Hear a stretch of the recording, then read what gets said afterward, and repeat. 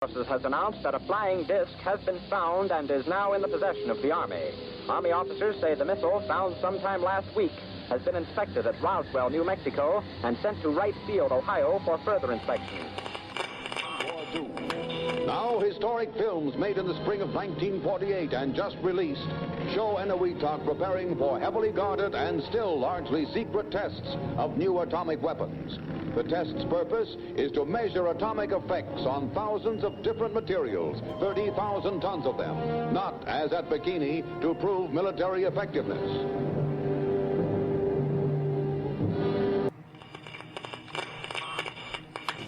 San Francisco police say that 9 persons have been arrested in a narcotics raid on the headquarters of the Grateful Dead, a widely popular singing group.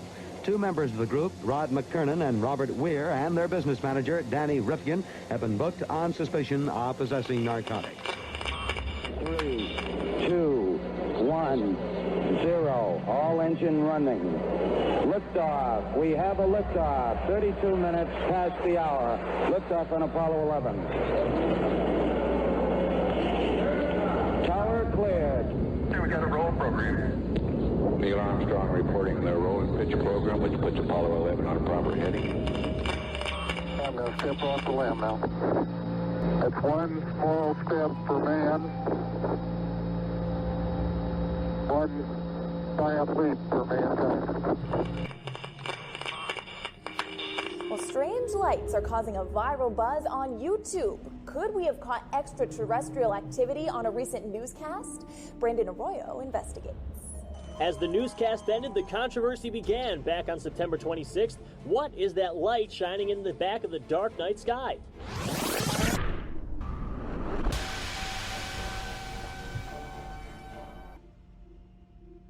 With coverage reaching all the way back to 1948, for over 70 years, Fate magazine has brought you reports of the strange and unknown, all of them true. Now, Fate Magazine Radio is carrying on that tradition of setting the standard in paranormal talk radio as we report and discuss some of the most mysterious and perplexing phenomena imaginable in this strange world of ours. Now, here is your host of Fate Magazine Radio, Kat Hobson.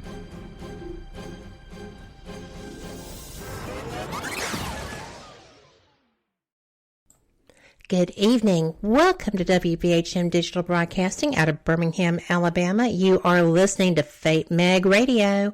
We are the online voice of Fate Magazine, and I am Kat Hobson, your host. I am so thrilled, as everyone knows, to be part of Fate, and my guest tonight also has a connection. And, I'm very excited to be able to welcome Dave. Before we do get started, I would like to mention a loss that our network has suffered, and it's actually the entire paranormal community. That's whether you are into spiritual paranormal or cryptozoology, lake monsters. Kevin Malik, who with his wife Jennifer host Paraversal Universe Radio, has been my friend for quite some time. We started out together on the same network at about the same time, and I just counted him as my friend for so long. Jennifer is a dear friend as well, and we lost Kevin this week. I'm saying I'm a lot. It's a difficult subject. I just wanted to make sure that his family knows that we love them and we support them, and we will be doing a tribute here to Kevin, and we will give details on that as they come up. And I want to thank all of the people in the community who have reached out to me personally wanting to participate in that. And the different networks that he and Jennifer's show have been on are going to be participating as well. And there is a GoFundMe account to help with costs incurred relevant to this. And I will post that on the network page, WBHM-DB on Facebook. But for right now, if you could just please keep Jennifer and his family in your prayers and send them comfort and love. I would really appreciate that. These are wonderful people. Now, on to the show for tonight. I am so fortunate. He keeps telling me thanks. I keep telling him thanks. We've got kind of a mutual admiration thing going here. But I am very excited to be able to welcome Dave Spinks to our show tonight. He is someone that I got to meet through the Gettysburg Battlefield Bash. And I'm so glad I did. He's been investigating and researching the supernatural for 30 years, over 30 years. And he is someone that I think, right at 30, but he is someone I think has a lot of background to share with people. He has written books. He has covered just about everything. He's done investigations in the U.S. He has been investigating in Europe. He participates on television and film. He just did The Flatwoods Monster, A Legacy of Fear for Small Town Monsters. I'm so excited about that. I love The Flatwoods Monster. In fact, Andrew Smith was one of my first guests, if y'all remember, when I first started doing Fate, and he curates the Flatwoods Monster Museum. So he's pretty amazing too. He has been on In Search of Monsters, on Travel. He's been on The Unexplained, on History. He's been on Paranormal 911 and These Woods Are Haunted on Travel. And he's been on Terror in the Woods. I think is that Destination America? I am not positive. Yeah. Thank you. So, and then we can go on and on and on with his books. We can talk about Willow's Weep, and we will. And, you know, Dave Spinks, thank you so much for being here with me. Hey, my pleasure. You know, it's great. I love talking about the paranormal, all aspects of it, and I really appreciate you having me on. Well, I enjoyed getting to talk with you face to face, and I think that you're a perfect fit for Fate Magazine Radio because you cover all aspects of the paranormal. You do ufology, you do the supernatural, you do you do everything. The cryptid side, and I think that that's fantastic. So few people seem to comprehend that all of these go hand in hand. They're all paranormal. Yeah, I think they're all interconnected in some aspects, you know, so that's why I do what I do. And I've had, you know, several experiences that started me out in this, and more experiences later on investigating these things and so on and so forth. So the more investigating you do and the more research you do, you realize a lot of these events and a lot of these things have a lot of similarities and are actually interconnected in some various ways or shape or form, you know. So it's a no-brainer to me to investigate and research all these topics as much as possible. You know, obviously you could spend a lifetime on one haunting case, but you know, I just delve into all of it, or as much as I can, you know, as time allows, because it's very time consuming. Well, it is, if you're going to do it right. And yeah, and you do. So I try. You do. Any right or wrong, you know, I try to present as much real evidence as possible. I try to look at it from a law enforcement officer standpoint, so to speak. And, you know, there's really no right or wrong way, you know, doing this stuff, but try to back it up with factual results is really hard. And, you know, a lot of times when you do these things, you're left with way more questions than answers. You know, it's just the nature of the whole paranormal game. I find that to be true too. I've done some investigating, not as much as you, obviously, but there are different locations that just seem to pull me in because of the experiences that I have there. And I tried to go back and document, see if I can get the same individuals communicating, see what's going on. And, I have some concerns on occasion because no matter what tool you're using, whether it's yourself or a recorder or a device of some other type, you genuinely don't know who you're communicating with. Right. So there are some things that give you pause. Yeah, there's a lot of times, been on these investigations and something will seem to be mimicking a little girl, but in reality, it's not really a little girl. It's something mimicking a little girl, because what better way to gain people's trust to portray yourself as a helpless little girl, and a lot of these real negative type of hauntings, you seem to find that more and more in a lot of these cases. So, it's a way for something to get a foothold with your sense of wanting to help a little innocent child, and you let your guard down and whatnot. And that's just one example of many different scenarios you can run into. It's a strong example. I've seen that happen. Mm-hmm. And it happens.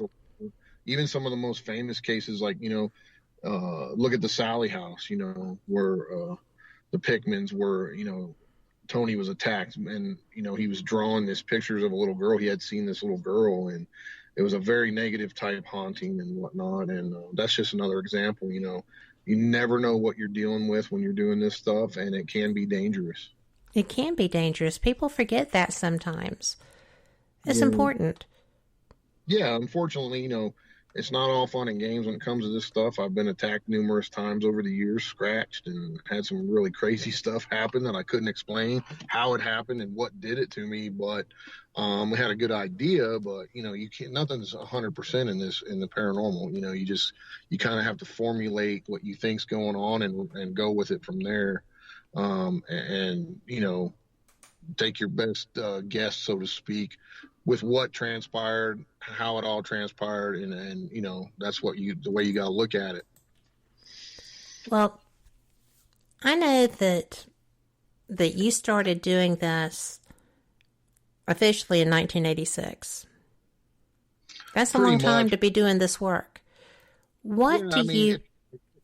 If you want to call it that, Kat, I was just kind of feeling my way through, because I saw the show after my experience, and I knew that, hey, other people around the world had seen what I saw, and I wanted answers, and I saw them doing EVPs and stuff. Of course, everyone knows who Hans Holzer is. And I happened to have a tape recorder, almost exactly like his that I had gotten for Christmas. Had the little plug-in mic, and you hold it. And I used to record the radio for music, on it. Right. And I said, hey, I can do that. So that's how I kind of started feeling my way through the paranormal, and moving through life. And I got my first EVP at a place called Mesa Verde. And I got Native American chanting and drumming, and it blew me away. And I was really hooked on the paranormal investigating side after that for a long, long time. I was like, holy cow, this stuff really works. And you can actually... Yes. That was my reaction. And you can capture stuff that's not there, and it's just amazing. We were actually leading a public event at a grist mill here in Alabama. And when we got out there was a covered bridge, and we went past the covered bridge going towards the creek. And we got audible to the ears drumming. Mm-hmm. And one of my friends was live listening, and I was like, well, let me hear that. And so, yeah, that whole experience went south quickly, because I decided, well, I'm just going to shine my light over there and see if there's, living humans there. And nope. But when the light hit that area, the drumming stopped, and they started coming toward us. So that was a lesson in, what not to do. And how are you going to get all of these people that paid to be here out? So, yeah, it was interesting and something I will never forget. What was the experience that you had with your grandpa that actually got you started? Well, that was back in '83. I was 13 years old, and I would, my mom and dad were divorced when I was little. So my stepdad, he was in the Air Force, and we actually had gotten transferred out west to New Mexico. But both sides of my family were still here in West Virginia. So I would always come back in the summers and during hunting season to spend time with both sets of my grandparents and my dad and everybody. And on this particular time, I was with my dad's dad, and we were going to one of our favorite fishing spots here on the Gauley River. And we would, when we would go, we'd usually spend 2 or 3 days out there and camp and fish and have a good time, and we went to fish that particular weekend, and we encountered what I can only describe as a Sasquatch, and it was throwing big giant rocks at us, big rocks like a normal man could not even it would have a hard time picking this rock up, let alone throwing it 30 yards or more, so it was very hair-raising experience. It scared the crap out of me. I was a young man. And, I've told that story on Terror in the Woods and These Woods Are Haunted. Mm-hmm. And I also wrote about it in my West Virginia Bigfoot book. And really from that time on, after that crazy experience, it changed me. And I wanted answers, like I was telling you a few minutes ago. I wanted answers as to what it was I saw. And my grandfather, he was a World War II medic, and he was on the beaches at Normandy, so you can imagine what he saw. Nothing scared this man, and he was scared, and he told, and the story goes, when he ran to me in the truck, and he picked me up with one arm and slung me through the driver's side of the truck cab, and the only thing that stopped me was the passenger door. Oh, my gosh. So y'all were getting some gone. Yeah, and he jumped in the truck. He said, "We're getting out of here, boy. That's not of God." And we peeled out of there, bottoming and out the truck, going. It was like a 3-mile trek up out of the woods to the hardtop. And I got my head buried in my hands thinking we're going to die because the truck's going to break down and this thing's going to get us.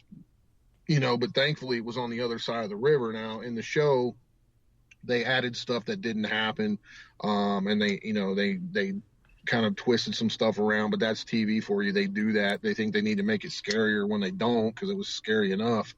But we drove around for quite some time, and he didn't say a word. And once we got on the hardtop road, and he finally pulled over and said, and he was a Baptist minister at this time for 40 years after the war, and he said, "Son, we better not tell anybody about this because they're going to think we're crazy."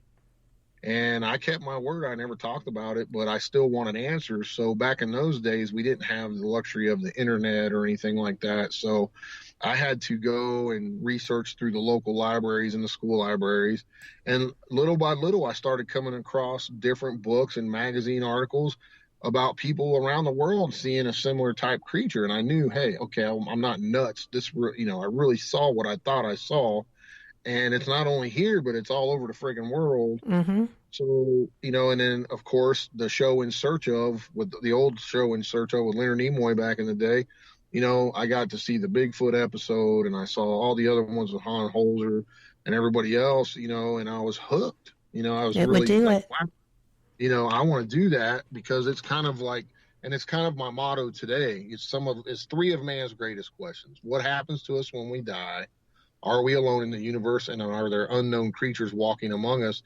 And I believe, yeah, all that, So, it's really changed me. And, my grandpa was pretty hardcore old school Baptist minister. So whenever I would try to approach him with questions about these things, he said, "Nope, don't talk about that, boy. You're messing with demons." So it was very frustrating to me, because back in those days, you didn't talk about this kind of stuff in public because it was taboo. Yes, it was. They'd be like, "Don't talk about that stuff. You're going to bring it upon yourself," or they look at you like you're crazy, or, because people are scared of the unknown. They're scared to death of it. And there's a lot of unanswered questions out there. I try to explain to people, look, they find new species of animals on this planet almost daily. You know, the giant squid was thought to be a myth, and they proved it really exists. Yes. You know, one example of hundreds. You know, I mean, it wasn't that long ago they found the mountain gorilla. Yes. Unknown species. Just 2 years ago, they found a completely new species of orangutan in Sumatra. So, you know, I was going to say that because that's my favorite. Yeah. So if you look at all, you have to have a mind, though. You know, if you don't have an open mind or you've never had an experience, I can understand that you might say, well, people are nuts, they're on drugs, they're seeing stuff that's not there. But let me, you know, from firsthand, you know, you've got reports from all walks of life, doctors, lawyers, police officers, military personnel, astronauts, of all these things. And if you don't take that into consideration, you're doing yourself a disservice, because you're taking people that really have something to lose by coming out in the public and sharing these types of experience, whether it be, you know, a Bigfoot type creature or a UFO experience or an abduction experience or anything of the sort. If you don't take into account some of the folks that are relaying this information, you're doing yourself a disservice, because there's stuff out there that we don't understand, and it's happening. It is. And with that, we're going to take our first break of the evening. We'll be right back. You're listening to WBHM Digital Broadcasting, the best in paranormal talk, only on Paranormal Experience Radio, broadcasting live out of Birmingham, Alabama.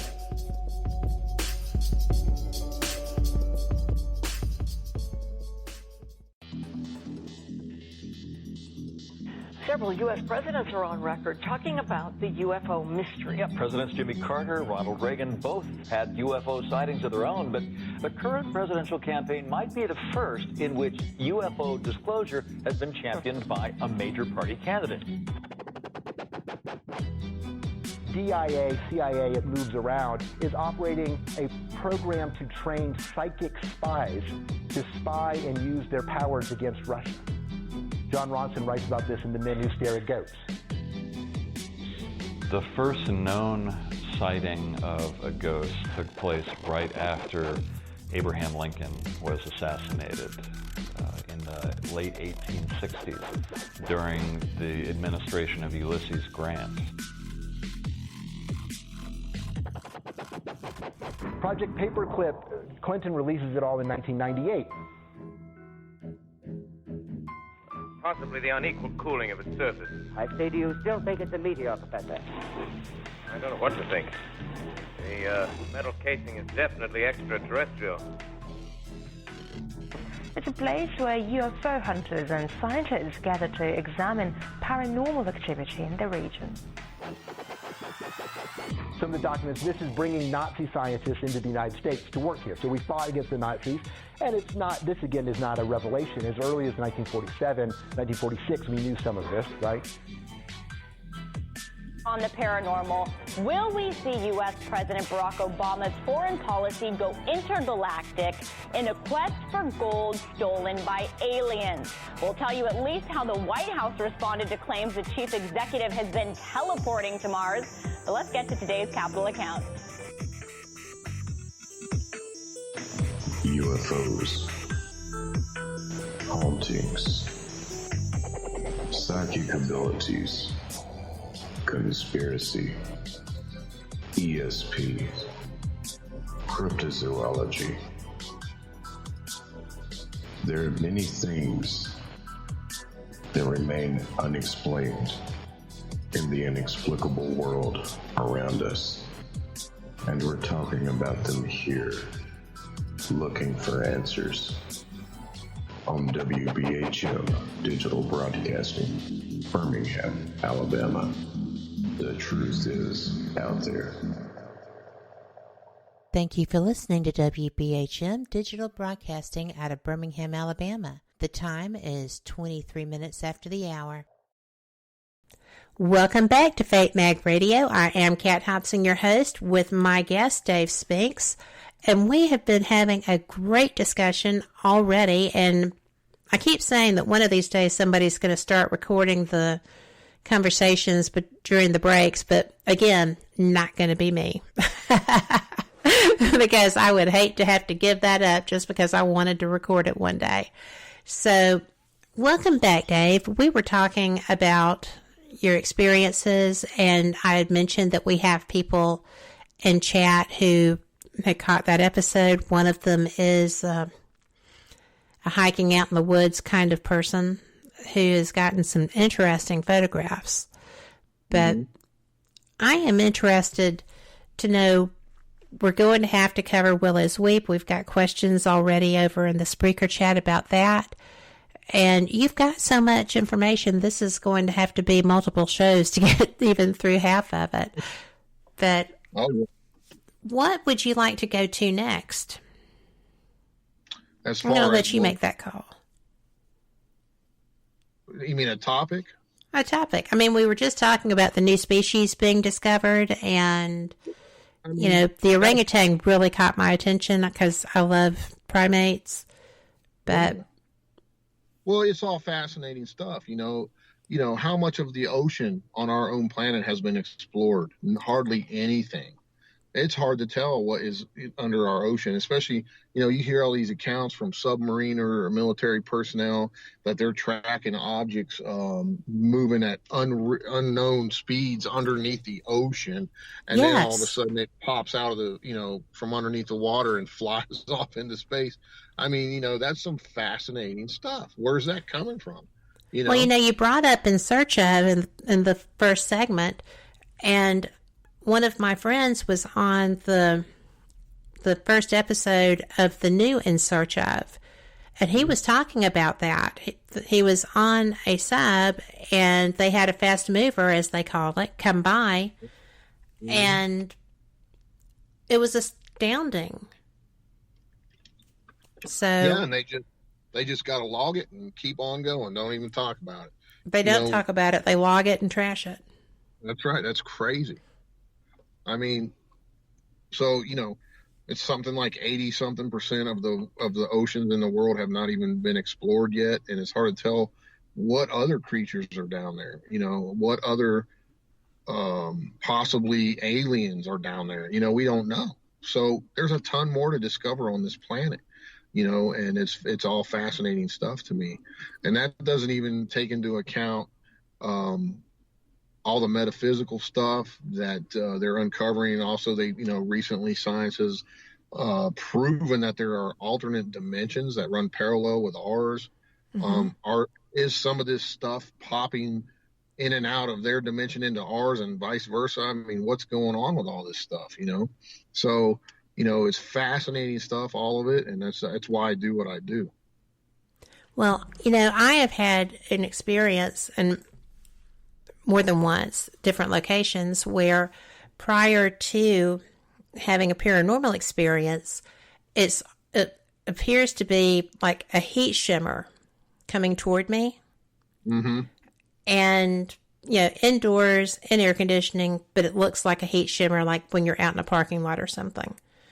Right. And that would lead me to believe that there was some sort of like glitch in the Matrix type moment occurring. But it's not every time I have an experience. This happened twice. So I think that perhaps there is some cross passaging. Yeah. Or was that a possible entity manifesting in front of you? Who knows? The first time was two of them trying to, I think, because you could actually feel the temperament. And it did not feel like it wanted to be my friend. Right. And that is something that I can recognize. I see that a lot myself, and I see like that shimmering thing out of the corner of my eyes, or sometimes sometimes directly in front of me. I don't know what that is or anything, but it's kind of freaky. I mean, I don't know if I've really had a paranormal experience right after that, but I do see the shimmering sometimes. What is that? Is that some spirit that's coming through or manifesting, or what is that? I don't know, but I have had that experience numerous times myself. And I think personally, after doing this stuff for so many years, that you become more in tune to it, so to speak. And the spirits know that, the entities know that, and they will be more apt to communicate with you. Because, me and my friends like David Weatherly and stuff, we talk about this stuff all the time. There'd be, for me, just, one example would be you're in a location, and this has happened to all of us at one time or another. You're getting some really good EVPs, or you're having a really good spirit box session, getting some good communication coming through, and then some Joe Blow or whoever walks into the room and everything stops. Yes. What is that? Is that his energy? They don't like his energy. What is that? We don't know, but it happens more times than not, and that's one of the cool things you try to take a look at. Well, why did all the activity stop when Joe over there came in the room? Why did that happen? So it's kind of interesting. If you got to look at, you kind of got to look outside the box, looking in, think of different ways to try to communicate with these things. Try different things, old school methods, new equipment methods, new technology. It all can work hand in hand together. And then we have multiple things going on at once with, say, old school styles and the new tech, and you've got all that stuff going down at once. Then you can compile all that and say, wow, we were getting this going on. We had a car, one of the old school methods we used to use is put a toy car or a toy and draw a circle around it with chalk and see if the car would out of the circle or anything would happen like that. And then you'd measure it with some of the new devices. You can put all that stuff together, try new methods, new techniques, and mix it all together, old school, new school, and it's fascinating stuff when you actually get things to happen. Well, it is. I find it fascinating when you're at a location that's known for having like child spirits. I do not like investigating with children. I just think that that's putting them in harm's way. We don't know what we're interacting with, and that's just my own personal feeling on that. But yeah, I don't. Other people do not feel that way, and I have investigated with people that brought their children to investigations. And in one instance, the child had brought her toys and was playing with them and was getting interaction through the toys. Yeah. And I just thought, well, that's pretty cool. Okay. Not my kid. I didn't make that choice, but it was interesting. But again, you don't know who you're talking to. Exactly. And my whole thing on that is, hey, if the parents want to take them and they, it's they're letting it happen, then so be it. But if I'm running a public investigation where I'm having people investigate with me, I do not allow anyone over or under 18. Now, my son, he is interested somewhat, so I will, I've taken him to some mundane locations and stuff and let him do a little ghost box session and just show him how it's done.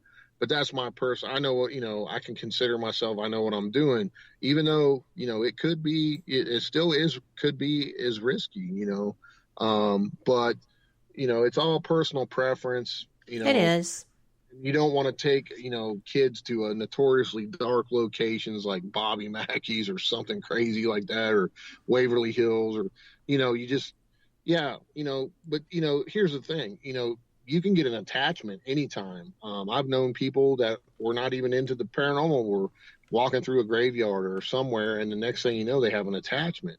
It's just, it is what it is. Sometimes those things just happen. And, they have to go get cleansed and everything. So and I often tell people too, when we get back on the topic of this possibly being dangerous at times, when you go to a place and you're provoking and you're doing certain things, be careful what you ask for, because you just might get it. Yes. I would totally agree with that. I have an experience that I managed to tick off a whole structure of spirits at one time. And not even on purpose. I don't provoke. And the whole building was just going bananas. And you don't know what you're going to get. And sometimes it's not even because you're being a dipstick. It just, something will cause a problem. Yeah.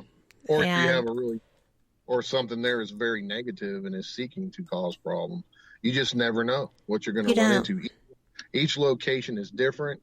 It can also be different each different time you go there. Yes. If a particular location has some type of portal open, then anything in its brother can come in and leave as it wants. What's going on. So, you're talking about a place that might have 100 different layers of things going on. Peel it back like an onion, all these different layers, you're never going to get to the bottom of it, so like I said, each place is different, and you got to tread lightly in some cases. Well, we have a question for you, and that is, how often have you found, like quantifying, how often have you found that the spirit was not really a child when you were told it was? Well, a lot of this falls on your personal belief system. I think, I think for me anyway, I think most child spirits, they're the most innocent thing out there. And I think they go to where they need to go pretty quickly. Now, that doesn't mean that all of them do that, but, in some cases I have found, and especially the negative type hauntings, that these things will portray themselves as a little girl, show themselves as a little girl, and people are getting scratched violently and all this other stuff, so I couldn't really put a number on it, but I'd say in a lot of the cases I've done, it's been pretty high that it was not actually a little girl that was there. It was something much, much worse. I just think that there's a degree of guile that these entities can use. And again, well, they're like people. Kat. They are like people. If they were a butthole in life, they're most likely going to be a butthole in death. And totally agree. And they like, some of them like to scare people. Some of them like to try to intimidate. Some of them like to scratch you. But on the flip side of that, imagine how frustrating this would be. Say if you die, you died and you're stuck in your house for whatever reason, or you don't want to leave, you're in your house, and then your house is sold off to these new people or whatever. They come in, they're changing it the way they want, and you're there and you're like, what? And you might not even know you're dead. Yeah. Right. So you're sitting there saying, what are you doing to my house? And you're yelling and screaming at these people, and they're paying no attention to you. Like, they can't even hear you or see you. You can see them, but they can't hear or see you. So that would be enraging if you think about it. People are coming in, changing your home, and so you're lashing out at them, and somehow you manage to put a scratch on them or something. Doesn't mean that you're attacking them. You're trying to get their attention. Why can't you hear me? Or yes. Why? So, you got to look at it, like I said, from outside the box, look at different angles of everything, and try to figure out what's actually going on here. It's very tough. It's a hard thing to try to do. And like I said earlier in the show, you can spend years on one case and trying just to figure out what you're dealing with to try to help that spirit cross over or whatever the case may be, or get rid of it if it's some negative type of entity. And when I say negative entity, that means I'm talking about an entity that something that has never had a human soul, is not a human. It's something else. I don't do crossover or, crossing over or anything like that. I call in people I know that are specialized in that stuff. I basically, what I do is I try to document paranormal evidence and evidence that cannot be, things that cannot be explained that are occurring. And then I turn it over to other folks. I can do some of that stuff, but I just choose to hand that over to other people, whether it be clergy or people that specialize in that type of field. So, I usually give people some things they can do to quell any type of activity and then move on, So, but, there's just some real nasty stuff out there that we don't understand what they're doing, why they're doing it. And, there's stuff out there with possible ETs, some people are starting to talk more and more about some of these ETs that are portraying themselves as demonic-looking creatures in order to manipulate people or control people's minds. So it's pretty fascinating stuff there and scary at the same time. Yeah, I think that's pretty scary too, because I don't think that they need to pretend to be anything negative. They're going to trip you out when you see them anyway.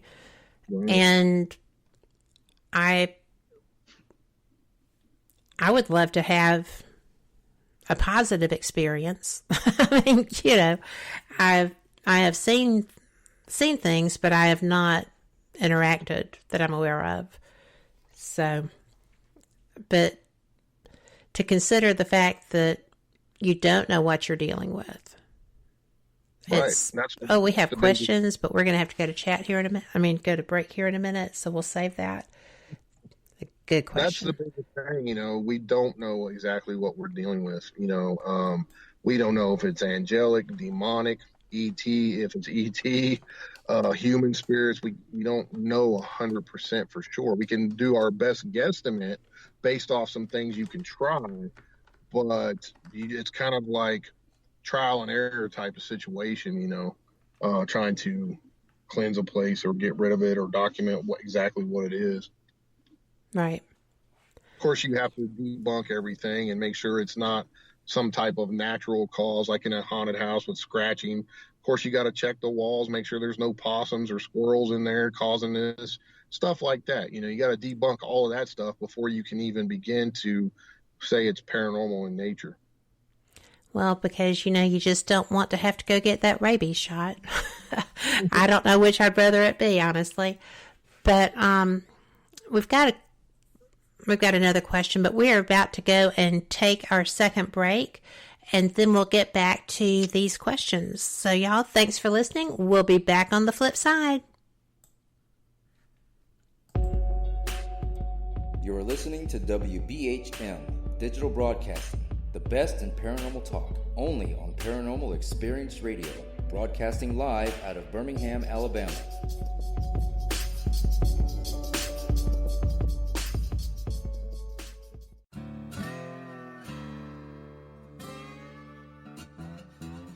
Oh, come on. I'm Southern, but...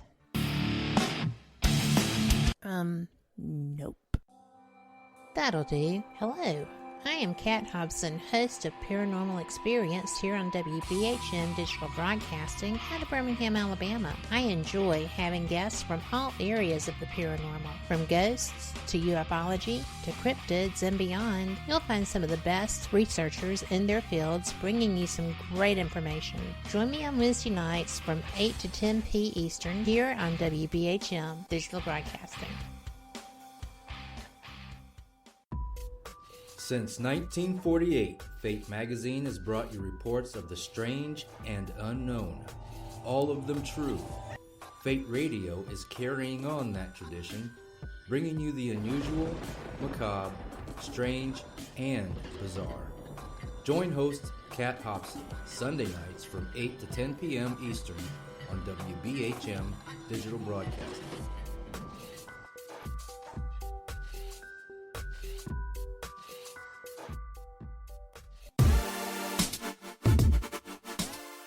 Listening to WBHM Digital Broadcasting, the best in paranormal talk, only on Paranormal Experienced Radio, broadcasting live out of Birmingham, Alabama. Welcome back to Fate Mag Radio. I'm Kat Hobson, your host, and my guest is Dave Spinks, and we are having the best conversation. Dave, we have some questions that we're going to get to if you're up for that. Are you ready? Oh, absolutely. All right. Well, let's see.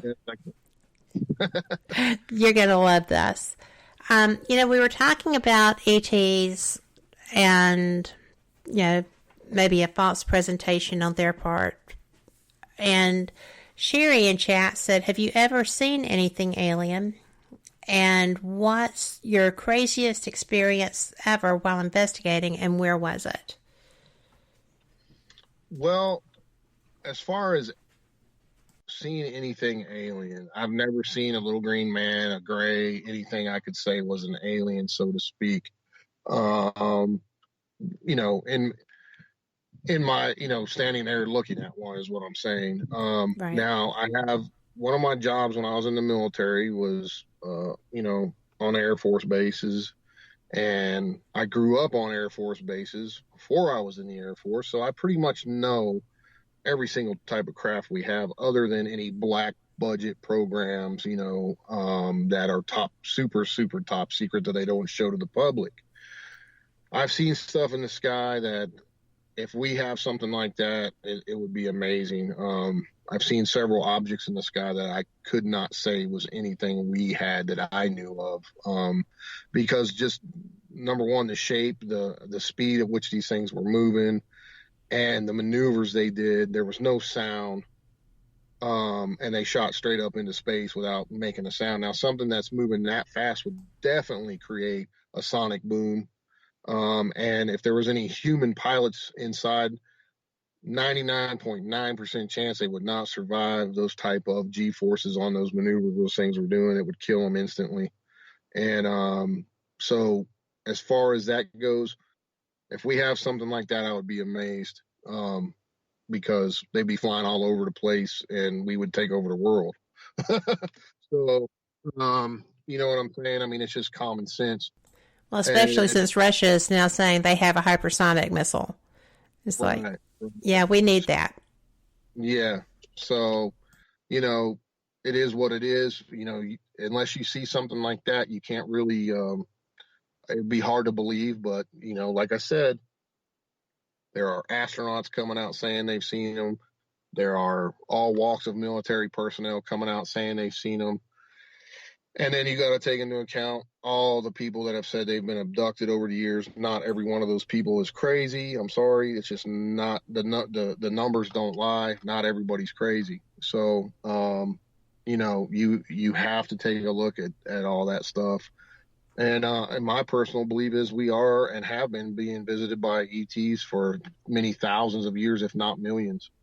Yeah. On this planet. And, for all we know, like I said, we could be some kind of DNA project for them, some hybrid project. I mean, I don't know. And if you even look at the holiest, the holiest text in the world, the Bible, the Quran, all of them, they talk about ETs. Some of the most famous religious paintings show UFOs in the background shooting beams of light down. You're correct. They do. And then you go back even farther to Native American cave art that shows these beings. They drew what they saw, people. That's not something they made up in their mind. They drew what they saw because they felt it was important enough to leave a mark depicting what they saw. Okay? And they knew that stuff. They left it there for people to see. This is what I saw that day, or whatever. You know, you see many scenes of hunting, like buffaloes and stuff. It was an important day for them. They had a great hunt. Or they had this crazy experience where they saw these people that were not from this earth. Mm-hmm. And many Native American legends talk about these things. You know, the sky gods. Yeah, and they believe they come. You know, the Hopi. They talk about they come from the star people. They are part of the star people. So you know, if you take a hard look at this stuff, you know, it makes perfect sense. It talks about, you know, in the book of Ezekiel in the Bible, it talks about a fiery craft coming out of the ground. I mean, made out of metal and gears and everything else. So they, you know, you got to look at that, folks. I mean, that's some crazy stuff if you think about it. And and it's not, as you said, it's not just one religious text. Right. It's all of them. Yes. Well, it's all the religious texts. It's an historical record. Yep. So you know, the talks about giants that walk the earth. You know, they're finding more and more proof of that. So, you know, there's giant skeletons that have been found all over the world. Some have double rows of teeth. Explain that. And ours go to the Smithsonian and disappear. Exactly. I mean, tell me there's not something bizarre in Denmark, right? Exactly. Why? Because they are they don't want us to know. They don't want us to know the true history of this planet. They don't want us to know the history.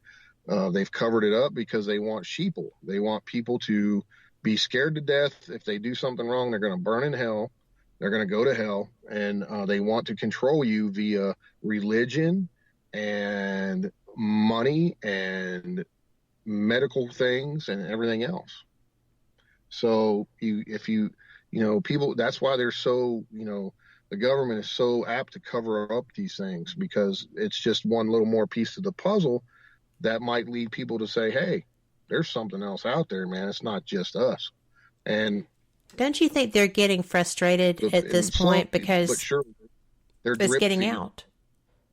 Yeah, they've been drip feeding it to us for years, because I think they do feel that a lot of people will go nuts if they just come out and say, yeah, okay, aliens are real, and they've been visiting this planet for freaking eons. And we got no idea how to stop that, but, they say they're not going to do anything bad.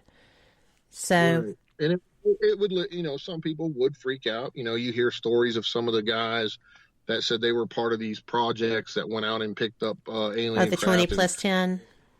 Yeah, and he said, I saw guys, once they realized what they were looking at, they just stuck their M16 in their mouth and blew their head off, because everything they knew and thought was real, basically versus their religion, they realized it was all fake, and they couldn't handle it, and they killed themselves.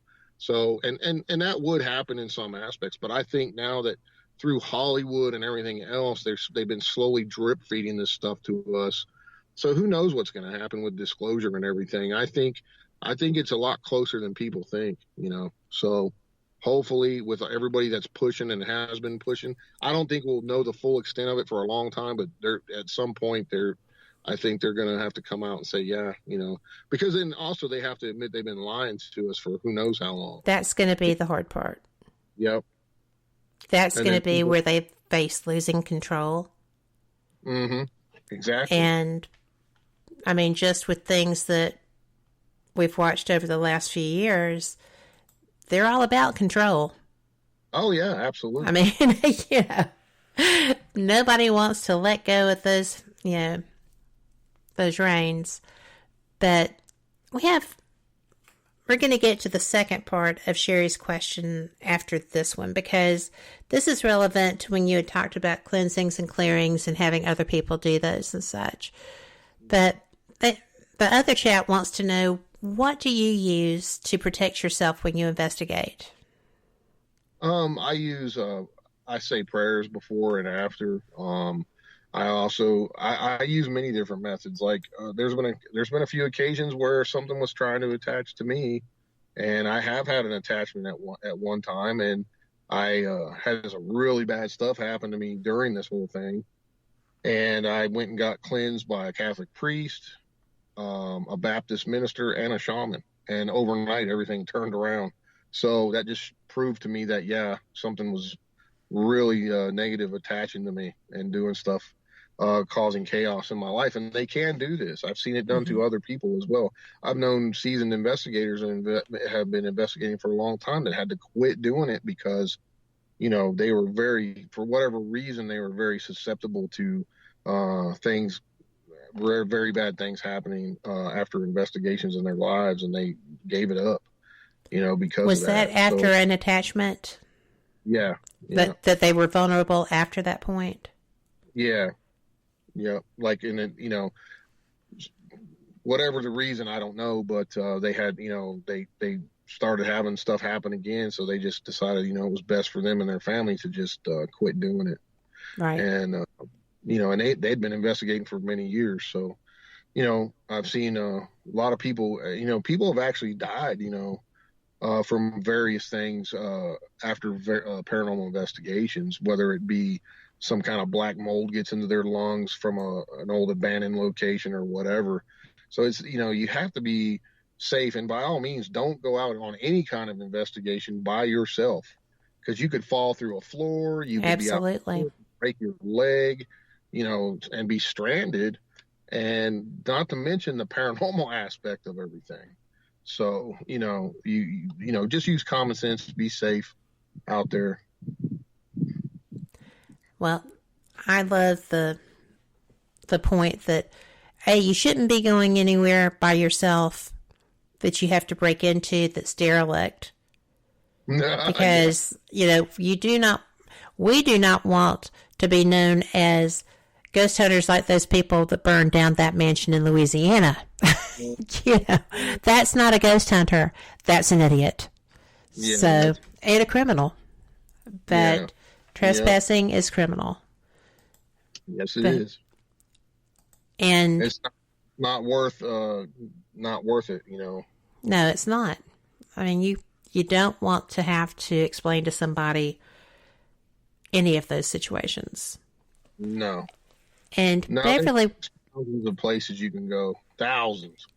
Yes. Beverly wants to know, how do you know you have an attachment? Well, that's a good question. Well, the way I looked at it was, out of nowhere, all this negative, crazy stuff started happening in my life, health-wise, relationship-wise, and financially. And after this one certain investigation I did, where I actually lived in this place for over a month and investigated it 24/7 for the most part. And then I went back 2 more times for 2 weeks at a time. And right after all that happened, I found out I had cancer in my leg out of nowhere, had a bunch of financial issues going on, went through a really nasty divorce, stuff that was really just out of the blue. So I said, well, heck, maybe I have an attachment. So, you know, and I was having these really bizarre dreams where I was surrounded by this really blackness, like blacker than black, and these arms would reach out of there and they were trying to grab me. And every night it seemed like they were getting a little bit closer, until finally one night, one of them grabbed a hold of my shoulder, and then I woke up and I noticed I had a tear in my sleeve on my t-shirt. And that's like, man, I got an attachment or something. So I went and got cleansed right away, and almost everything turned around overnight. So right. I knew then that, that's what was going on, because this place I was in was really, really nasty, really negative, a lot of really bad juju there. And I just came to that conclusion. Luckily, I just, for whatever, the light bulb went off in my head, and I took care of it, and, you know, everything turned around and cancer free and all that stuff. So I think it all worked out. So, and that was several years ago now. So. Well, I know that Sherry was like, wow, how long did you have that attachment? Oh, this all took place very quickly. Like, it was a year or less that all these things happened. Just one right after another. Boom, boom, boom. You know, and I was like, this is not normal. Something's not right. You know, so, you know, all that transpired within a year. I got cleansed by the 3 folks I told you about, and then it seemed like within a month everything was back on track, and I was, you know, so what's that tell you? I mean, there's no such thing that you got it taken care of. So absolutely. And you know, we are getting ready to go to our top of the hour break, which is a great time to fill your tea glass or stein or coffee cup or whatever color Kool-Aid is yours tonight. And we will be back with Dave Spinks, and we will get to some more of these questions as well, because we've got to cover Willow's Weep. We cannot let you get out of here. That was the very first question of the night. And I know that that's going to take a little while, so I wanted to get that taken care of when we come back. So everyone, enjoy this. And you know what? You never know. We may actually get a little good news today. I'm ever hopeful. May the odds be ever in our favor, right? So here we go. We'll catch you on the flip side. Live from NPR News in Washington, I'm Janine Herbst. In Texas, one person has died, another is in critical condition after a shooting inside a church in White Settlement, Texas, about 10 miles from Fort Worth. White Settlement Police Chief J.P. Bevering says the gunman entered the West Freeway Church of Christ during a service this morning. The preliminary reports indicated that the man entered the church and fired a weapon. A couple of members of the church returned fire, striking the suspect, who died at the scene. Tragically, the person shot by the suspect died at a local hospital, and a second parishioner has life-threatening injuries. He says, though, that there is no threat to the community. Jeff Williams with Texas Public Safety says this is happening too often. Unfortunately, this country has seen so many of these that we've actually gotten used to it to this point. So far, there is no word on a motive. The FBI is investigating what may have motivated a man to storm into a rabbi's house in Muncie, New York, stabbing 5 people during a Hanukkah gathering Saturday. As NPR's Bobby Allen reports, the governor of New York called the attack on the Orthodox Jewish community an act of domestic terrorism. Members of Etia Gluck's family were at the rabbi's house Saturday night when they heard a knock on the door and saw a man they didn't recognize. His shawl came up to his nose and his hoodie came down to his forehead. Gluck says he was holding something large. They didn't know it was a knife at first. They thought it was an umbrella. It was in the holder, like the storybooks. The man barged in, stabbing and wounding 5 people on the 7th night of Hanukkah. The suspect has pleaded not guilty to 5 counts of attempted murder. He's being held in a local jail. President Trump called the attack, quote, horrific, saying, quote, we all must come together to fight, confront, and eradicate the evil scourge of anti-Semitism. Bobby Allen, NPR News. The Pentagon says it carried out military strikes in Iraq and Syria, targeting a militia blamed for an attack last week that killed a U.S. civilian contractor at an Iraqi military base near Kirkuk, the first American to die in such an attack. NPR's Tom Bowman says the Iraqi government and the prime minister were notified before the strike. The Pentagon said among the targets in both Iraq and Syria include weapon storage facilities and command and control locations that the Pentagon says the group Kataib Hezbollah used to execute attacks on U.S. and coalition forces. This has really been a long time coming. The U.S. has said Iranian-backed militias have been mounting rocket and mortar strikes for months now. NPR's Tom Bowman reporting. It's not clear if there were any casualties from the U.S. strike, but the Pentagon says U.S. military personnel could see, quote, significant secondary explosions from the weapons caches after the strikes. You're listening to NPR News from Washington. A popular herbicide continued to damage trees and crops in 2019. NPR's Dan Charles reports new training requirements were supposed to have solved the problem, but they didn't. The herbicide called dicamba turned into a major headache for farming communities. Farmers are spraying it on new crops that have been genetically modified to tolerate it. But the chemical's been drifting into neighboring fields and woodlands, damaging vulnerable crops and trees. A year ago, the Environmental Protection Agency required new training courses for anybody who uses dicamba. But the problems continued, with more than 1,000 official reports of dicamba damage across the Midwest. And according to a survey in Missouri, most damage went unreported. This month, state officials asked the EPA whether continued use of a pesticide that regularly damages other plant life violates federal law. Dan Charles, NPR News. At the weekend box office, Star Wars: The Rise of Skywalker kept the top spot with an estimated $72 million in ticket sales. So far, the Disney film has made $362 million. In second place, Sony's Jumanji: The Next Level, with $35 million in its third weekend. That film has made $175 million since its opening. In third place, Greta Gerwig's remake of the American literary classic Little Women opened with $16 million, a good performance for a film with a smaller budget. Frozen 2 came in fourth with $16 million, and it has been a tough year. Box office revenue for the year so far is down around 4%. I'm Janine Herbst, NPR News in Washington.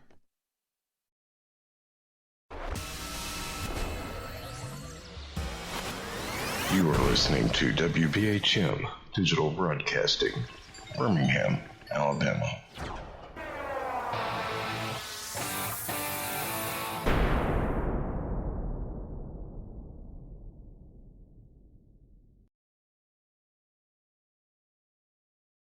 Welcome back to WBHM Digital Broadcasting out of Birmingham, Alabama. The time is 5 minutes after the hour.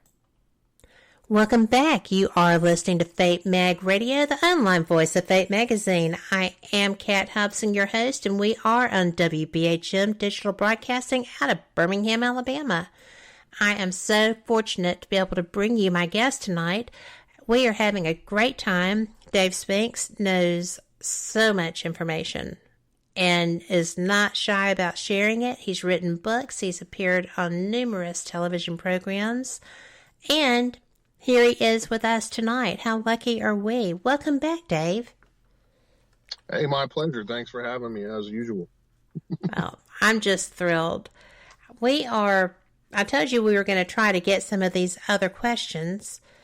And then this may actually be part of it with what's the craziest experience you've ever had while investigating, and where was it?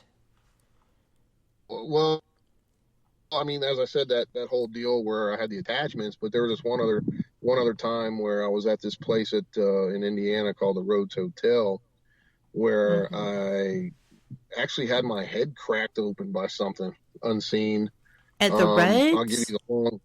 Yeah, I'll give you the long and short of it. So, me and my buddy David Weatherly were going to stay at the Rhodes Hotel for a week and investigate it. We had talked. The old owner, Gail Sanchez, had contacted me, and we set it up, and we were going to stay there for a week, and live in it and investigated it. And we had a little event the first day where we it was me, David, and the Paris sisters, original Paris sisters.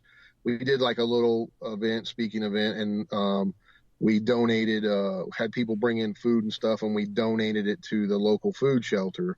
And then we did a public investigation. Well, that night, so everybody was pretty much done investigating this stuff, and I had a live feed going on my YouTube channel back then, and everybody was downstairs, and we were upstairs. Now, this place was an old brothel ran by the Chicago mob, right? And here I am, ex-law enforcement, so just keep that in your mind. So we're upstairs, me and Weatherly. Everybody else is downstairs kind of watching the live feed, and he was in the main bathroom up there. Now, the upstairs was all the rooms where they kept all the girls. And he was in the bathroom, and I was filming him on the camera, and he was running a ghost box. Well, I walked in there to take a static meter to set down beside him, so in case anything happened and we could pick it up on that piece of equipment, we'd capture it on camera. And we were already getting some crazy responses on the box. So I went over there and I bent down to set this thing on the floor next to him, and I felt a wave of energy go through me, and it knocked me backwards a little bit, and I stumbled and I almost passed out. And I saw tunnel vision, the whole thing, and I kind of went backwards and leaned up against the wall. And he's like, "What happened?" And I said, "I don't know. I felt this wave of energy just go right through me." And I said, "It almost made me pass out." He's like, "You don't look right. You better go sit down." So I went back behind the camera. I had a chair back there, and I sat down. And the whole time I kept feeling like, as he's running the ghost box, like that cobweb sensation when you walk in one of them old basements and there's cobwebs and it gets on your head. That's what it felt like. And I kept wiping off my head, And so he's running with the ghost box, and he said, "What'd you do to Dave?" And you hear this growly, creepy voice say, "I hit him." Ha, ha, ha, just like that. Oh, holy wow. And then he said, "Well, what'd you hit him with?" And it said, "A shovel." And anyway, it goes on and on. And then this thing starts calling. He asked, what is your name? Who are you? And he called himself Ian. This is what this spirit or entity was calling himself. Said his name was Ian. So it started getting really like dark and more nasty, and saying it was going to kill me, kill you, pig, and all this stuff, because I'm ex-law enforcement, right? So it makes sense. We're in a brothel. It's ran by the mob at one point, and they don't like cops, obviously, and they're trying to kill me, right? So he decides to shut the ghost box down, and I'm feeling just horrible. I feel like I'm going to throw up. I feel really nasty. So we go downstairs, and everybody's sitting there, and they're going, "Wow, that was crazy, man. This and that and the other." Well, I had that I sat down with everybody, and I'm feeling really sick to my stomach, and I feel that cobweb sensation on my head. So I reach up there again, and lo and behold, I have this big knot on my head, and I'm bleeding. And holy cats. And I pull my hand down, and it's got blood on it. I'm like, "What the frick? I'm bleeding." And I got a big knot on my head. And everyone's freaking out, going, holy crap, we saw it on camera. You didn't fall down. You didn't hit your head on nothing. Holy crap. And it was very, very unnerving to realize something was strong enough to punch through and knock a knot on my head and cut me, And that was a really, really just unnerving experience. So all said and done, everybody leaves for the night, a few hours later, and me and him are still left in this place for another 4 days. So, and there's a lot more to this whole investigation that we don't have time to go into, but so the very next day we're downstairs and I'm filming him again. And this Ian character, same voice, everything, starts coming through the ghost box again. And when that happened, he starts kind of giving this Ian character down the road. He's like, well, why'd you attack Dave? He didn't do anything to you, blah, blah, blah. And this thing goes, shut up or I'm going to slice you too, or something to that effect. Said, I'm going to slice you. And so it's pretty cold out. It's the middle of winter. And Weatherly's got a long sleeve thermal shirt on, or Under Armour shirt, I don't remember which, with a T-shirt over top of that, and it's all tucked into his pants, and he's got a belt on, right? So within a few minutes after that happened, he starts saying, man, my back is on fire, man. My back is burning. And I said, don't do anything. Come straight over here to the camera. And he's on camera the whole time. And I pick up his shirt out of his pants. I pull it up out of his pants. And he has these massive 3 scratches from the top of his left shoulder all the way down his back, past his belt line. And they're just about to bleed. They're welted up. And here we are again for the second day in a row. This thing attacks him and is able to physically mark him. And then he becomes very ill, has to go outside. He's dry heaving and stuff. And he was on camera the whole time. And there's no way that he could have scratched himself in this manner to fake anything or anything. And he was on camera the whole time. So that happened there too. So that place was very, very dark in nature.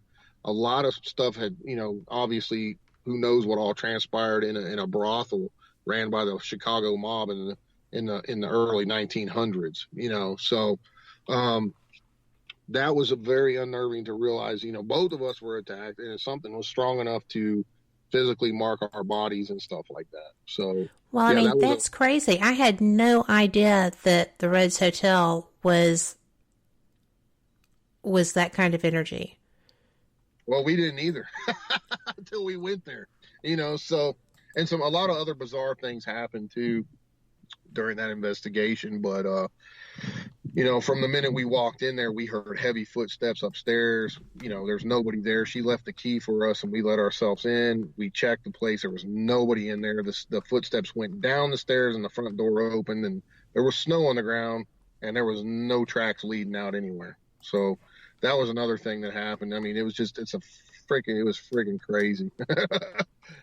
Well, was that, how long ago was that? Oh man, that's been 4 or 5 years ago now, seems like. Has it changed ownership since then?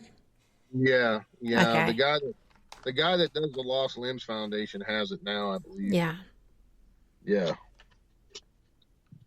So, but there was a guy that Gail had running the place that was into. She found out later that he was into some type of satanic stuff, and he had dolls in there, and he's trying to conjure stuff in there and all kinds of stuff.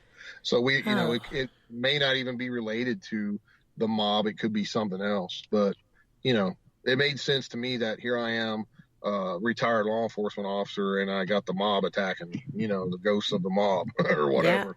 Yeah. So, and the things it was saying on the ghost box led me to believe that was that. Now, that's not saying that it was not something else portraying it to be a member of the mafia or something like that, some spirit from the mafia. It could have been something else just acting like it was that, so. Well, yeah, because they do like to, They like to play games and throw you off and all that stuff, so. Yeah. But yeah, that was a very, very crazy and just unnerving location when we spent that much time in there and all that stuff happened. Well, I can't even imagine. I get called names a lot, but I don't get physically attacked like that. So I actually do get called names, but I've gotten used to it, and and it's always the same word. And I just figure that, it's because I'm assertive and people of other generations aren't accustomed to that. Right. So I don't worry about it too much. I used to get my feelings hurt, but not so much. Now I just figure, you figured it out that quickly then. Yes. Okay. As long as we both know. And, it's just, sometimes it's funny because they'll laugh. And sometimes it's not so funny because they just get more serious about it. So, but I had been out for a while. I don't investigate when I'm sick or if there's anything wrong with me. I just don't. And I had pneumonia, an ongoing case of pneumonia 1 year. And my first time back, I was going to go take a picture for a book cover for two of my friends that had just written a book, and we were going to investigate a little area while we were out. And first time back, haven't investigated for over 3 months. Sit there and get the ghost box going, and we're having a conversation. And I said, well, yeah, it was a blue hole. I'd never seen a blue hole. So I was just like, this is so amazing. I can see why you're here. And boom, first thing out of the box was that word. And I was just like, oh, I don't think so. That was not nice. And, my whole team is just like laughing their heads off. And I was crushed and dismayed because I was so excited to be back, right? Yeah. And nothing had changed. But I like to play games and be nasty sometimes. Well, it's just so consistent. It's like, how do they all know? I swear there's like a coconut telegraph in the afterlife. So they all communicate. In a sense of time, they're not governed by the laws of time like we are, and they can move at will and pretty much go anywhere they want. I think. I think so too. That's the only thing I'm looking forward to about that is getting to see all the things I've never gotten to see, because I'm going to them all. And I am going to be the paranormal tourist. So, Taj Mahal, the Louvre, everything. Oh, yeah. So, let's see if I'm missing a question here.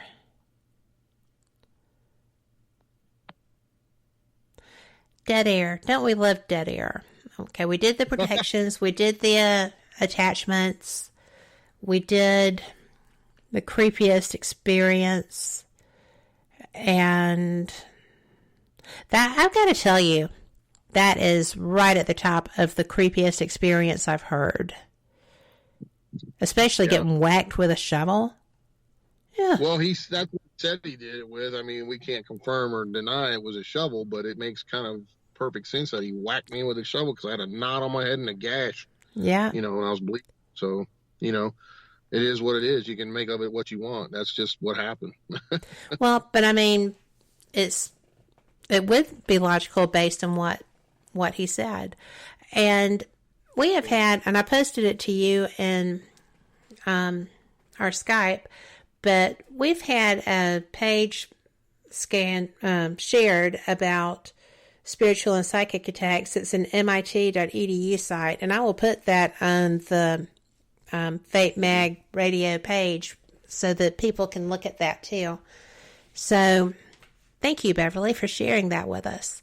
And we are about to take our first break of this hour. So, excuse me. I hope that you enjoy it, and we will see you in just a few.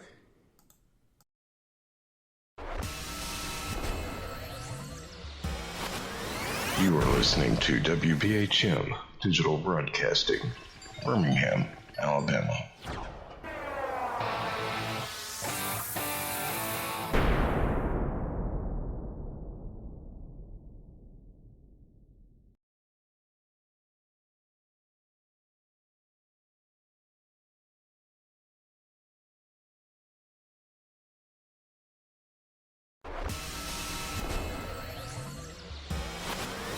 You are listening to WBHM Digital Broadcasting, Birmingham, Alabama.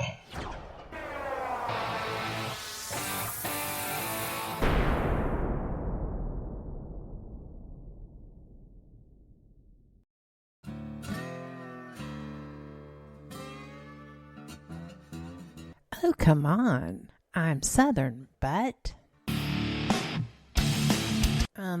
Nope. That'll do. Hello. I am Kat Hobson, host of Paranormal Experience here on WBHM Digital Broadcasting out of Birmingham, Alabama. I enjoy having guests from all areas of the paranormal, from ghosts to ufology to cryptids and beyond. You'll find some of the best researchers in their fields bringing you some great information. Join me on Wednesday nights from 8 to 10 p. Eastern here on WBHM Digital Broadcasting.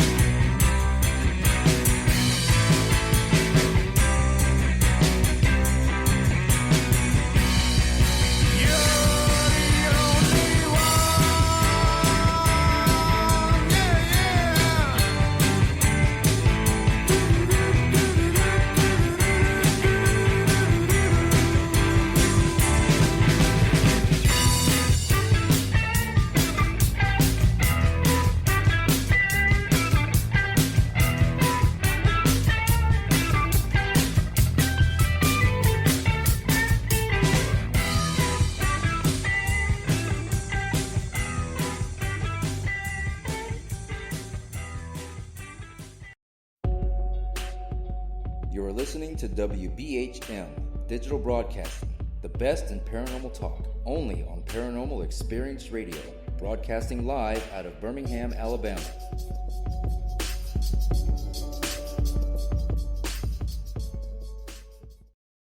Welcome back to Fate Mag Radio. I am Kat Hobson, your host, with my guest, Dave Spinks. And Dave, I am going to ask you, because we have got such interest flowing through here, to take us to Willow's Weep.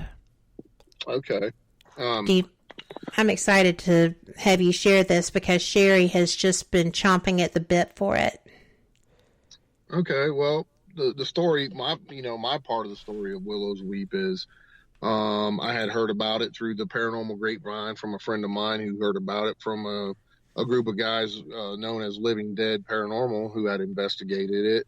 And they were saying, man, you got to go check this place out. This is back in 2013.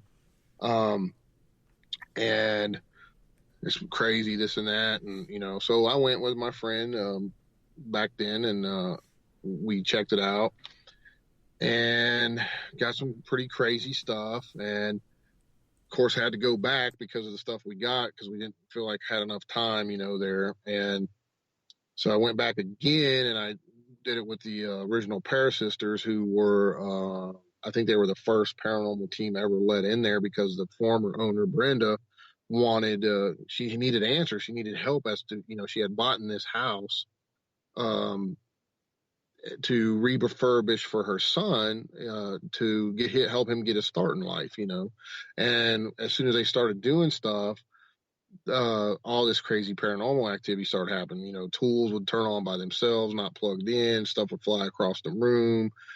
She was punched very violently in the stomach, so bad, in fact, that it bruised her spleen and liver. She had to go to the hospital because of it. The first night she led a paranormal group, or the first paranormal group in there, the first time she ever went in the house with a paranormal group. And all these crazy things started transpiring. And I went back with them and got even more evidence, and started finding out more history about the house, of all the deaths and stuff and craziness that happened in there. As of, as of this moment, of course, we know the last guy to live in it before Brenda bought it was Curtis, and he had shot himself in the head. His wife OD'd in the house. We don't know. I mean, the death certificate says she died at the hospital, but I have eyewitness reports that say they saw her being wheeled out of the house, not alive. They were not working on her. She was covered up. And then you go back even farther. There were numerous other deaths in the house. The original builder and his wife both died in the house. Then his son took it over. His name was Jesse Spinks. And Jesse had been previously married, and so did his current wife when they moved into that house. And they both had kids from previous marriages, and they had kids together. And altogether, they had 23 children. Well, long and short about old Jesse is that he was got in trouble for being a pedophile with one of his stepdaughters, and he was taken to court. I have all the court records on it, and he was found guilty and fined $700 and sent on his way. Well, old Jesse had a hard meeting with karma, because he went out to feed the hogs in the pen one day, because this used to be a big farm at one time, and he didn't come back. So they sent one of the older girls to go find him, and she found him in the hog pen being eaten alive by his own hogs. Well, as you can imagine, to her horror, she freaked out and she went and got help, and they drugged Jesse back into the house with his intestines and stuff hanging out.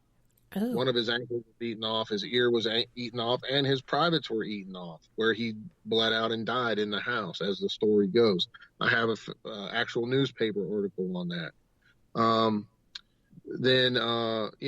So you have several deaths associated with the house. Another bizarre aspect, and there's a ton of research still to be done on this house. Another bizarre aspect is it's built pretty much in the exact shape of a cross. Mm-hmm. Originally, it had 4 entrances and exits. And then later years, they added a kitchen area onto it and another back porch area and a bathroom. But in the original building, it had a summer kitchen in the back. Didn't have running water in the house or anything until many years later. So, and it was built in 1890, and directly in front of the house, the town used to be called Springfield, Indiana, but it was changed for whatever reason to Cayuga, and it sets right on the line where it's in Cayuga, but just literally feet down the road, it's Eugene. So there's, some weird stuff that happened there. And then directly in front of the house, there's a crossroads. So if you follow the old legend of the crossroads that, sell your soul to the devil for the crossroads, at the crossroads to be rich and famous or whatever. So you have that weird aspect. Not saying that happened there, but that's really weird that there's a crossroads directly in front of the house. Right. Then you have, we know that water is a huge paranormal conductor. There's 2 rivers that flow into that town, and there's a huge aquifer under that town as well. And then there's all these other aspects. The whole area is ancient Native American burial grounds. There's mounds everywhere. And then the more modern tribes that we know of had numerous battles in that whole area with French settlers when they came in. And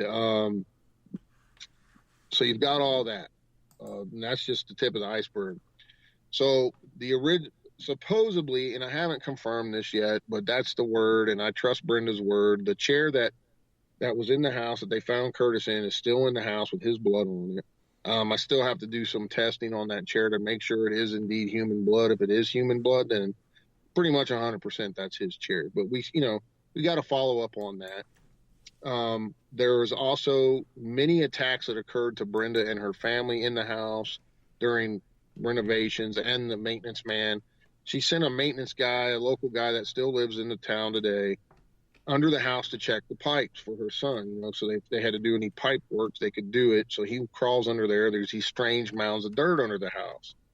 So he has to push the mounds of dirt away from, so he can crawl over to the pipe area. And as he's doing this, a bone pops out of one of the mounds of dirt. He grabs the bone and says, "Holy crap, that's a human bone." And as this happens, he says he's attacked violently in a sexual nature by something unseen. And he said it took everything he had to fight his way out from the crawl space and get out of there. He runs out of there, hands the bone to Brenda, says, "I'm never going under that effing house again."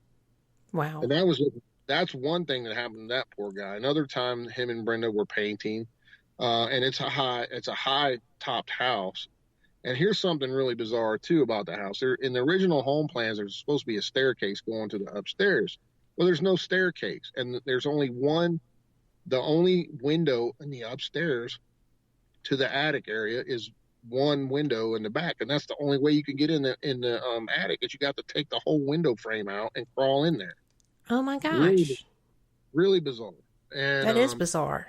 So they were painting up in that area on the outside of the house, and they had to pull a truck up to put the ladder in the back so they could get high enough to paint it. Well, he's up there painting, and Brenda's holding the ladder. And next thing she knows, he screams out, and the ladder goes flying backwards, and he falls about 20 feet, landing flat on his back. And she's like, "What happened?" And he said, "I saw an old woman come flying out of the house at me, saying, 'Get the F out of my house.' And she shoved the ladder back." And so that happened to him.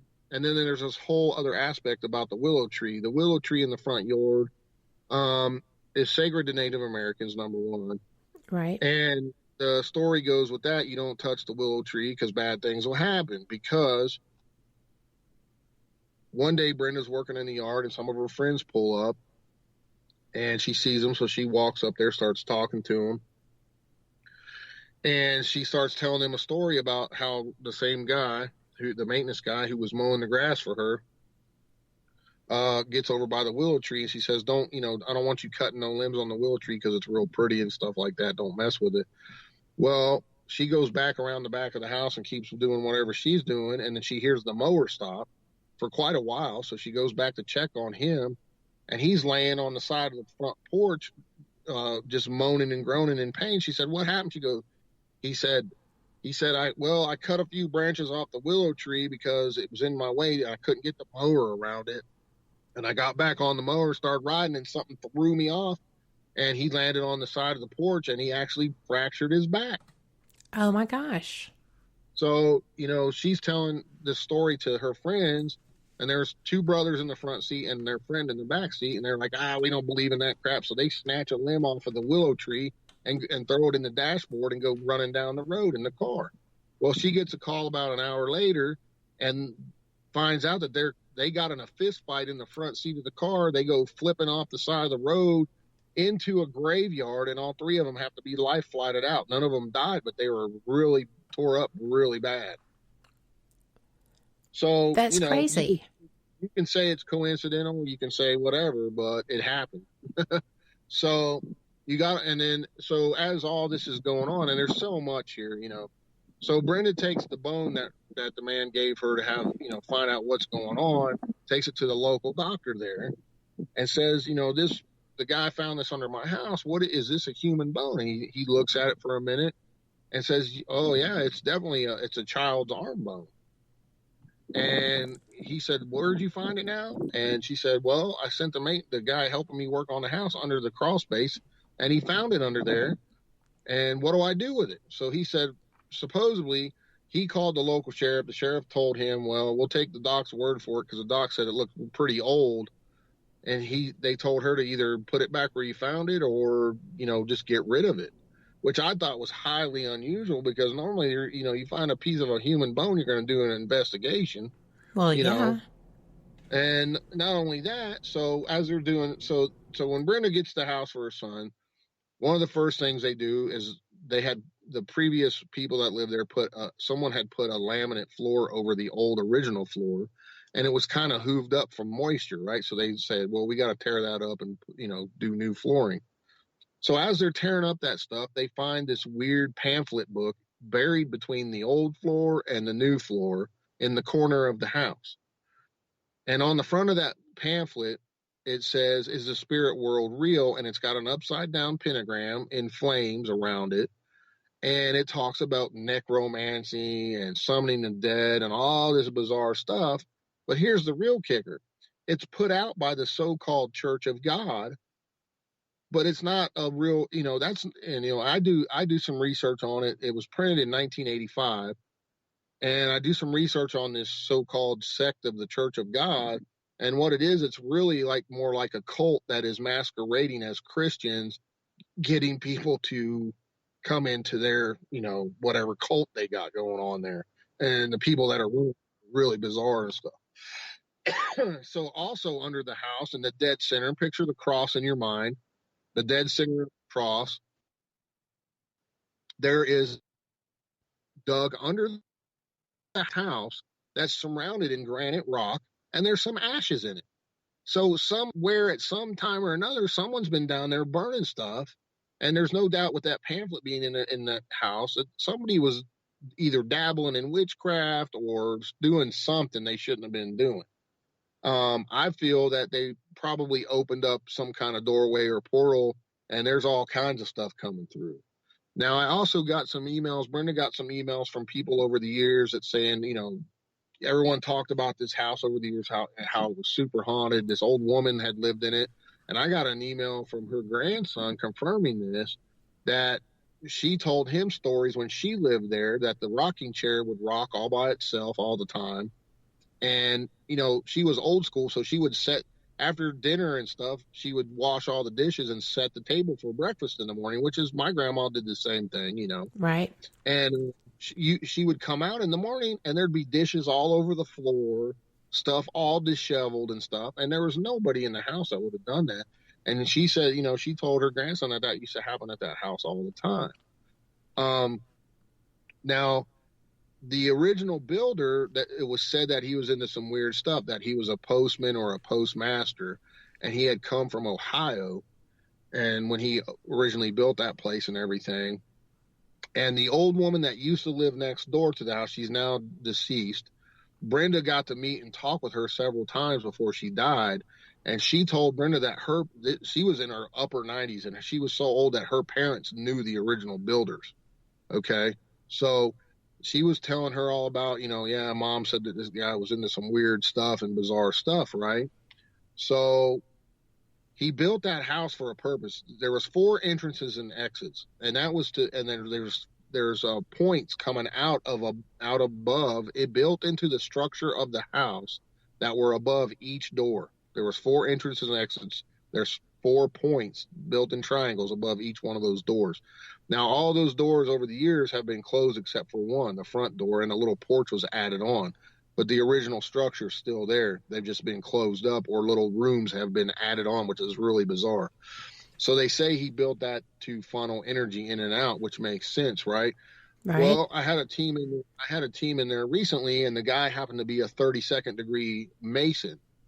And during the investigation, he calls me up and he said, Dave, that house is full of Masonic symbology, right? And I was like, well, I kind of thought some of that, but I'm not, I wasn't sure because I don't know all that stuff. And he's like, dude, let me tell you. And he started taking pictures and sending it to me, and come to find out, the builder and the owner were most likely Masons, and they built, and he said, see the way these are turned right here? And I said, yeah. He said, that is because in the old days, they would turn them different ways so it would fool non-Masons to think, if they were looking at it, they wouldn't know what they were looking at, because it was to fool people that weren't Masons to not know that those are Masonic symbols. He said there's Masonic sigils all over this house. He said the 4 points coming out over the doors are Masonic. Anything that is a 3-sided triangle like that is definitely Masonic. So that's something else new we've learned. Did you say symbols or sigils? Sigils and symbols are in that house. Oh my goodness. So, and the old school, the high Masons are into some stuff. They do some stuff. So, now, like I said, whether someone was killed and buried under the house, we don't know yet. I got to get ground penetrating radar in there and get some people in there, know what they're doing on that, and some forensic people.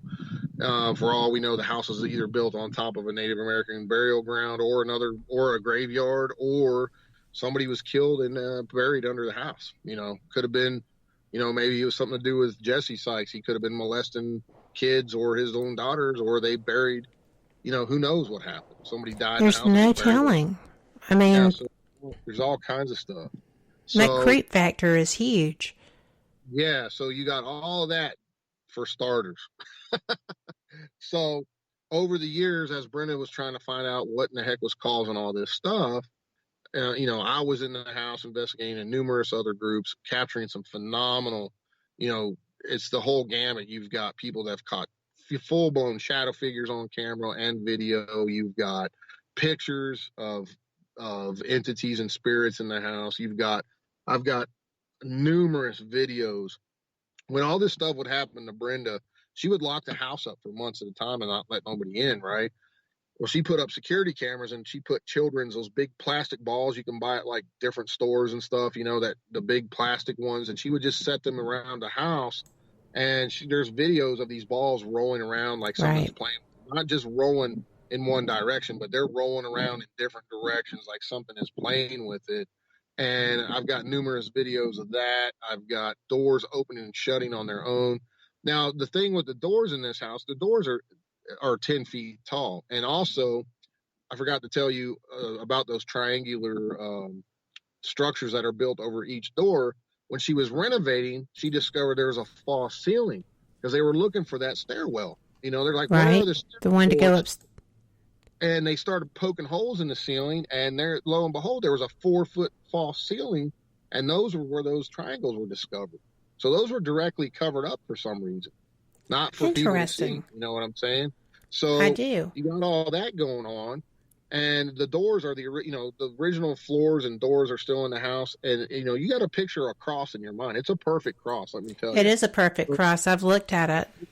Yeah. So each arm of the cross. Inside the house, there's doors, and those are the rooms. Okay.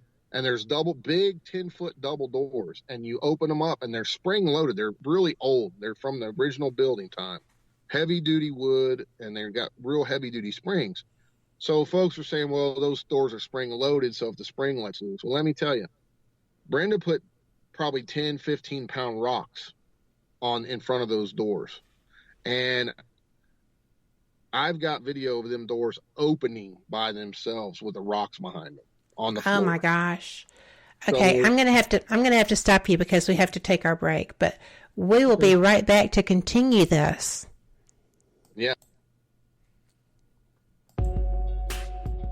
You're listening to WBHM Digital Broadcasting, the best in paranormal talk, only on Paranormal Experience Radio, broadcasting live out of Birmingham, Alabama.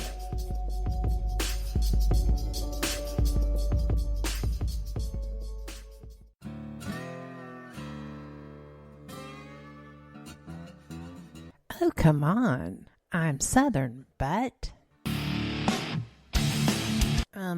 Nope. That'll do. Hello. I am Kat Hobson, host of Paranormal Experience here on WBHM Digital Broadcasting out of Birmingham, Alabama. I enjoy having guests from all areas of the paranormal, from ghosts to ufology to cryptids and beyond. You'll find some of the best researchers in their fields bringing you some great information. Join me on Wednesday nights from 8 to 10 p. Eastern here on WBHM Digital Broadcasting. Since 1948, Fate magazine has brought you reports of the strange and unknown, all of them true. Fate Radio is carrying on that tradition, bringing you the unusual, macabre, strange, and bizarre. Join host Kat Hobson Sunday nights from 8 to 10 p.m. Eastern on WBHM Digital Broadcasting.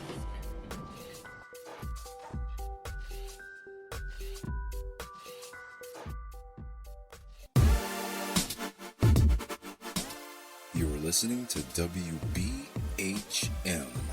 Digital Broadcasting, the best in paranormal talk, only on Paranormal Experienced Radio, broadcasting live out of Birmingham, Alabama. Thank you for listening to WBHM Digital Broadcasting out of Birmingham, Alabama. The time is 45 minutes after the hour. Welcome back to Fate Mag Radio. I'm Kat, your host, with my guest Dave Spinks, and I had to interrupt him so that we could take that break. But Dave, you were describing Willow's Weep, and the whole thing is just bizarre. But before we go any further, I wanted to let people know that they can get in touch with you. Your website is Dave Spinks, paranormalinvestigator.com. Mm-hmm. And there's actually video of there's all kinds of stuff on this website. Y'all are going to love it. I have had the best time playing. But you can find out where he's going to be appearing. You can learn about his books. You can learn about the Society of the Supernatural, which we haven't even touched on. I'm telling you, we've got at least 3 shows here. But seriously, you've done so much stuff. But, again, Dave Spinks, paranormalinvestigator.com. And they can find your books on Amazon as well as your site, right? Yes, or they can get signed copies directly from me, or when I'm at events, you can always come and get signed copies of the book at the events too, of any of the books. Well, I think that one of the things that I like, I had not realized that I've actually interviewed several members of the Society of the Supernatural, so I think that's kind of neat. How did you come to form that group? Me and David Weatherly wanted to form a group of people that were kind of, very seasoned, people that have been around for a long time doing what they do in their different specialties, or like us that do a little bit of everything. And he kind of came up with a really good idea to model it after the old 1800s London Ghost Club, yes, in a sense. So, he's so interesting. Yeah. And, it was a brilliant idea. We didn't want your run of the mill group basically the way we modeled it was kind of like that. People that have been around a long time that have a vast experience level. And,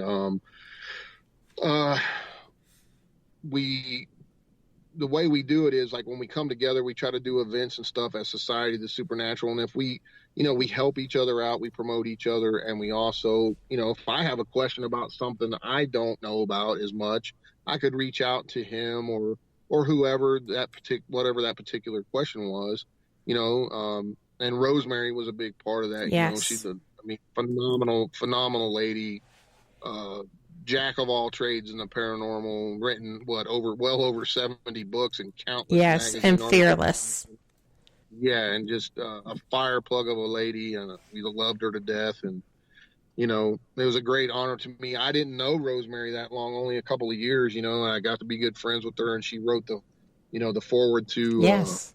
She wrote the forward to my Real West Virginia Hauntings book and everything, and it was a real. She was really coaching me along, because I don't fancy myself as a writer at all. I'm still learning. It's a very difficult process for me I'm writing as a law enforcement. I'm trying to write reports, and it's not, you gotta get out of that situation when you're writing books. But she told me, her and David Weatherly both said, man, you got a ton of material. You need to get that out there, man. So, I took their advice, and that's what I've been doing with it. And, it was a real pleasure and honor knowing her and having her as an inspiration and a mentor, so to speak, as far as writing goes, and her knowledge base is just phenomenal. You could ask her about anything. And Weatherly's the same way. When I have questions, yes. that's who I go to is David Weatherly. He's been around doing this stuff for 40 years, even longer than me. So, and he's a plethora of knowledge, man. I mean, the guy he knows something about everything. So, and then we have Eric Altman, he's been in the cryptid world for a long, long time. Barry Gaunt, Bear's been around the MUFON circles for a very long time. And he does a little bit of everything too. And we got Kristen Lee, owner of the Blair House, and Ross Allison, who's a big time up in Seattle. He's been around for a long, long time, does the college circuits, lecturing, and he's written a few books himself, and a very knowledgeable person in the paranormal. So we have a really good group of people, that come together to form Society of the Supernatural, and, that's the whole basis of it. Well, it's funny because I did not know that Barry was a member of it. Oh, yeah. Barry's a member. And I did know about you, David, Ross, Rosemary, and Eric. Mm-hmm. So, and Bear is somebody that I so admire. Oh, and yeah. Yeah, and I interviewed him recently. And then I also was recently at Octagon Hall. So oh, yeah. I just love that place. Oh, my goodness. Me and founded the group. And we were bringing in like-minded people who've been around for a long time. So you made some good choices. Oh, yeah. You made some great choices. And, there's not a person there that I would not consider a go-to for information for any question I may have. So, congratulations on putting together such a great group of people. Yeah, we've had that for several years now, for like 3-4 years, I think. 2015, I think. Mm-hmm. Yeah. So, and we're, we'll probably be adding some more people. Of course, we're very selective in that, and Rosemary obviously is irreplaceable in that. Yes, she is. But I always encourage folks, you want to read some really good stuff, check out Rosemary. Any one of her books is just phenomenal. David's books are phenomenal, and yours aren't shabby. Just tossing that out there. Appreciate it. I'm getting there. I mean, I got a lot of learning to do when it comes to the writing process, but I do have great content and a lot of experiences to share, and that's the whole goal, is to get it out there. Because listen, all these TV shows and all these reality shows, guess what? One day those won't be there anymore, but the books always will be there. And well, the books will, and even through an apocalypse, you will still find books. Mm-hmm. Exactly. And so that's what we're doing with all that, and we all get together when we can. I think we're gonna shoot for a Society of Supernatural event at Octagon Hall this year. So well, I'm there. Yeah, I hope you. If I'm not at an event, I'm there. Yeah, so it's going to be a good one. You won't want to miss that. No. Well, that would be pretty cool. Maybe we could. I'll be on a new show on travel coming up anytime this first quarter. I don't have the dates when it's going to air. It's part of the Josh Gates lineage, Destination X, I think it's going to be called. Don't know for sure. Don't quote me on that, but I will be on that and another show later that I cannot talk about at this time. So that's so frustrating. You can't talk about them. Well, I don't want to myself because I've already. I mean, the go ahead's already there. I just got to get it filmed and then wait till it gets closer to being out. So you don't want to speak too soon before it's going to air. So well, absolutely. And I just think that's cool. Another new movie about the Flatwoods Monster that I'm in, supposed to be out this year too as well. So, that's part of the Small Town Monsters, isn't it? No, it's a different company on this one. Oh, okay. Yeah. So that's such an interesting experience, though.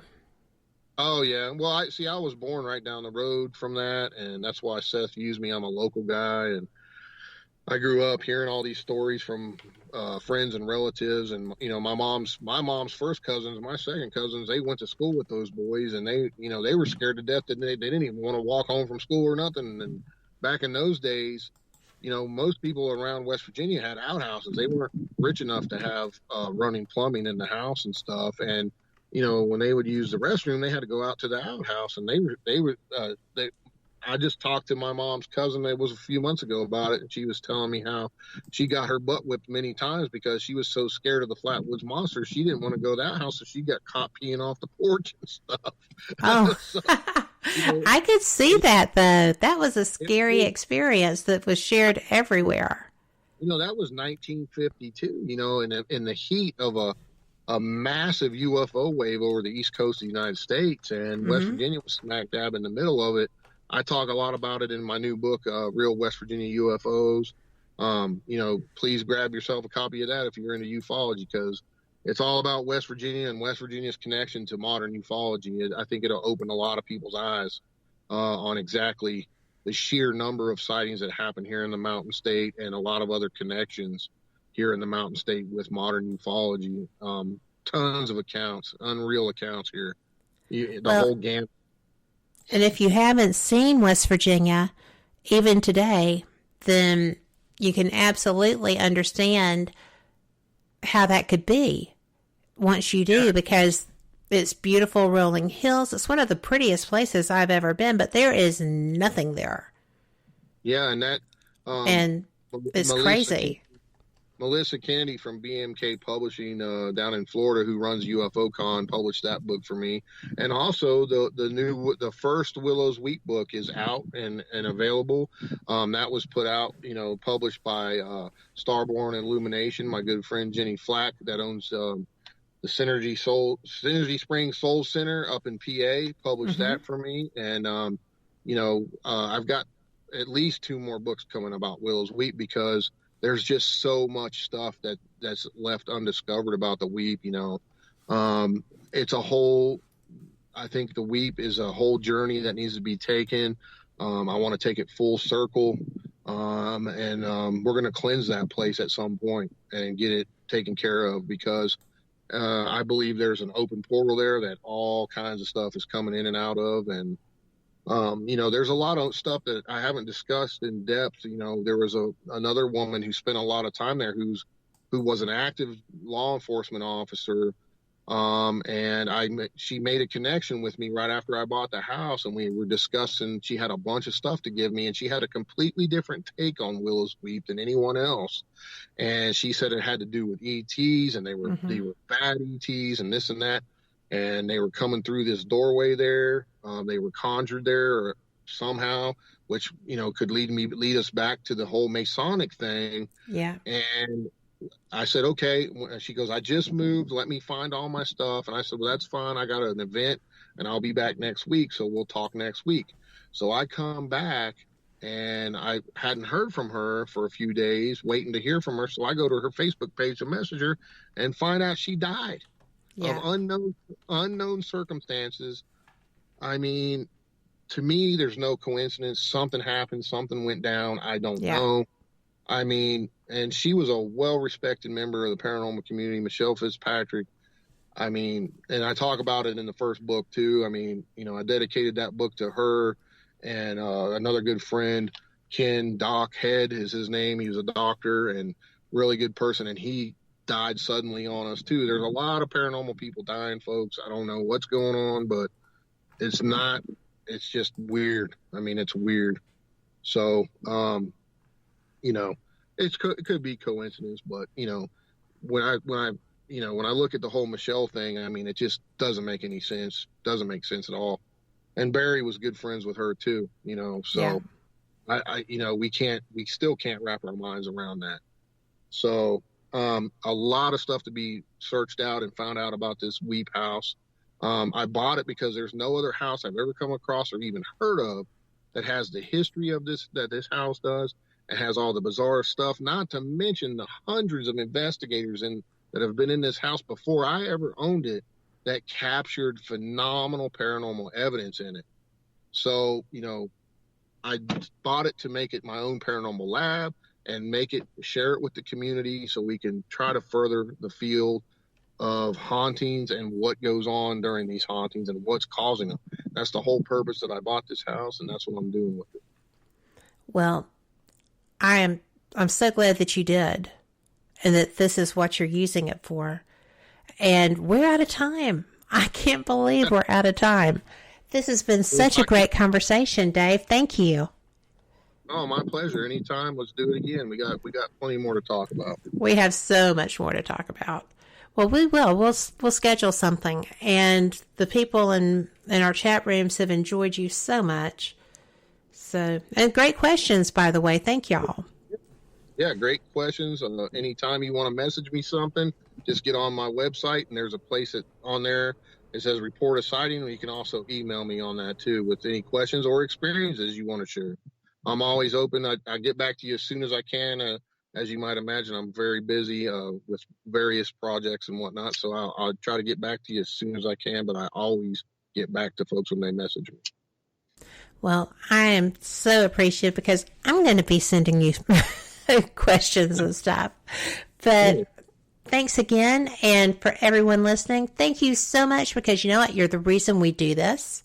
And I appreciate every one of you. If you're going out and about, as we're all going to have to do a little bit, unless you're taking this week off for the holiday, just be the person you want to be the change you want to see, and, you know, be somebody that you'd like to have for a friend. We can manifest good in this world. It's what we do. We have that power. So let's do it. Make the world a better place. No grousing. Just do it. Thank y'all so much. We will be back. And we are not doing live shows through this week because of the holiday. I am going to be back live on Sunday with a new Fate Mag radio for you. And then Denise will return on Monday with Paranormal Pride. And I will be back that following Wednesday with Paranormal Experienced Radio. And we'll have a new Ghost Talk radio for you as well. So thank you so much. Check you next time. Have a great holiday and be safe out there. Good night.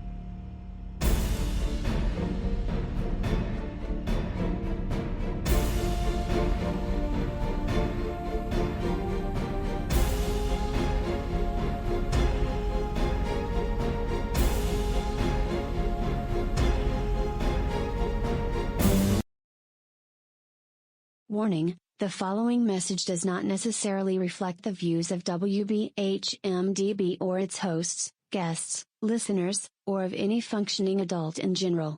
In fact, Frank should probably seek professional help. Listener discretion is advised. Hi there, Frank Lee here. I thought that I would spend a few moments telling you about the positivity from the network here. The overall message of para-unity and happiness, and how everyone here wants to get along with everyone out there, and how everything is just wonderful. Wait, Cat's not looking. Okay, I've got something to really tell you.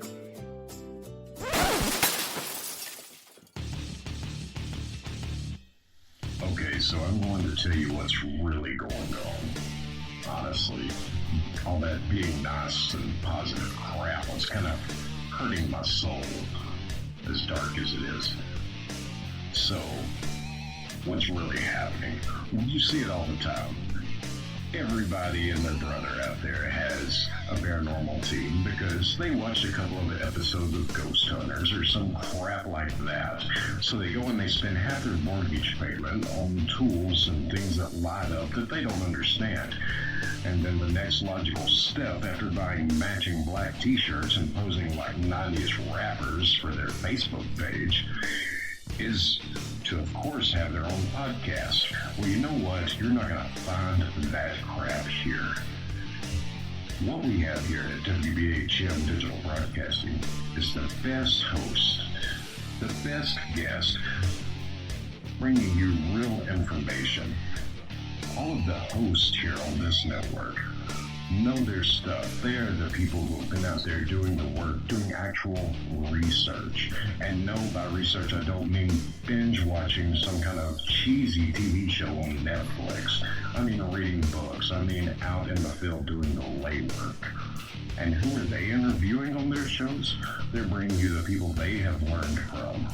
They're bringing you the best in the field, covering all kinds of topics from UFOs and aliens to Bigfoot to cryptozoology to ghosts to anything you can think of a bit strange and unexplained.